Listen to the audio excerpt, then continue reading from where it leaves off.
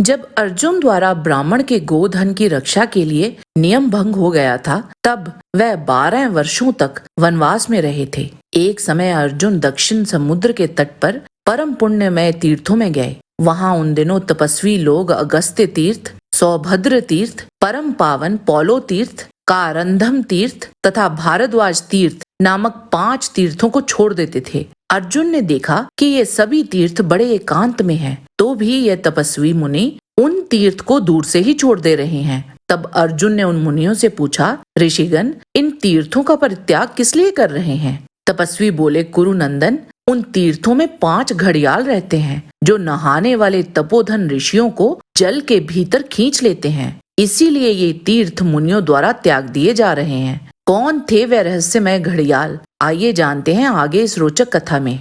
ओम Ganpati channel में आपका स्वागत है।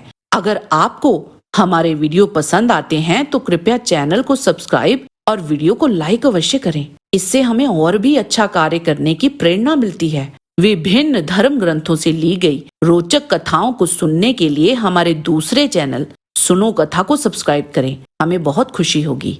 आइए अब चलते हैं वीडियो की ओर।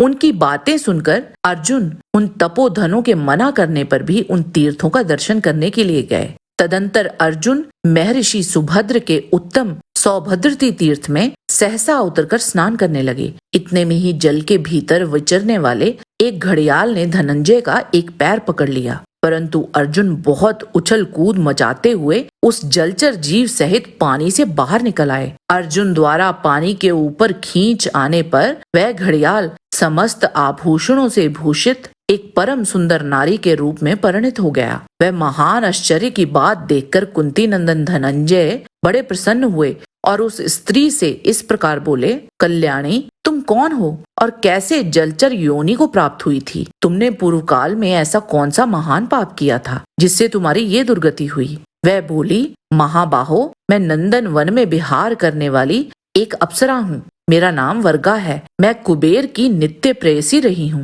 मेरी 4 दूसरी सखियां भी है। उन सबके साथ एक दिन मैं लोकपाल कुबेर के घर पर जा रही थी। मार्ग में हम सब ने उत्तम व्रत का पालन करने वाले एक ब्राह्मण को देखा।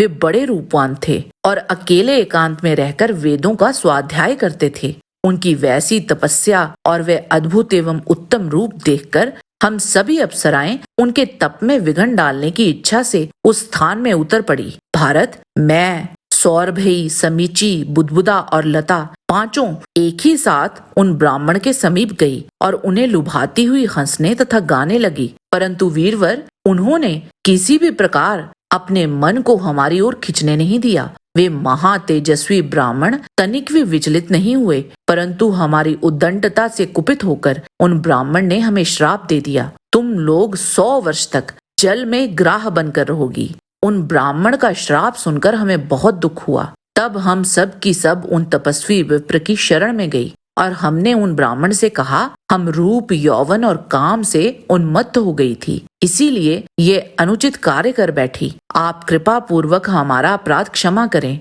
तपोधन, हमारा तो पूर्ण रूप से यही मारण हो गया कि हम आप जैसे शुद्धात्मा मुनि को लुभाने के लिए यहाँ आई। धर्मात्मा पुरुष ऐसा मानते हैं कि स्त्रियां अवध्य बनाई गई हैं। आपको इन अप्सराओं की हत्या नहीं करनी चाहिए। श्रेष्ठ महात्मा शरणागतों की रक्षा करते हैं। हम भी आपकी शरण में आई हैं, अतः आप भी हमारे अपराध को क्षमा करें। उनके ऐसा कहने पर उन धर्मात्मा ब्राह्मण ने उन सब पर कृपा की।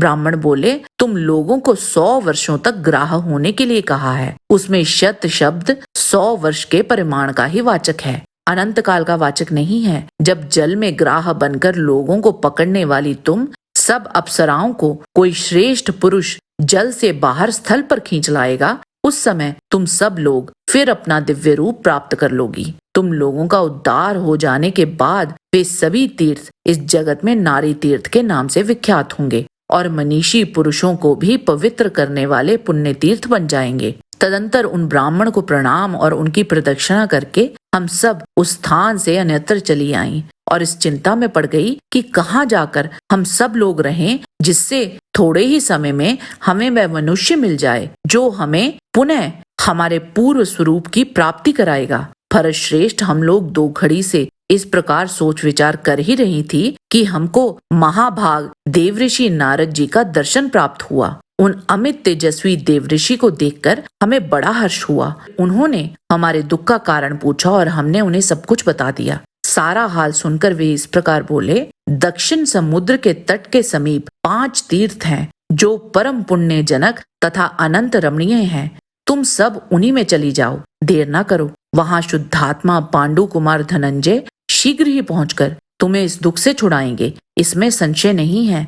नारद जी का वचन सुनकर हम सब सखियां यहीं चली आई। अनग, आज सचमुच ही आपने मुझे इस श्राप से मुक्त कर दिया।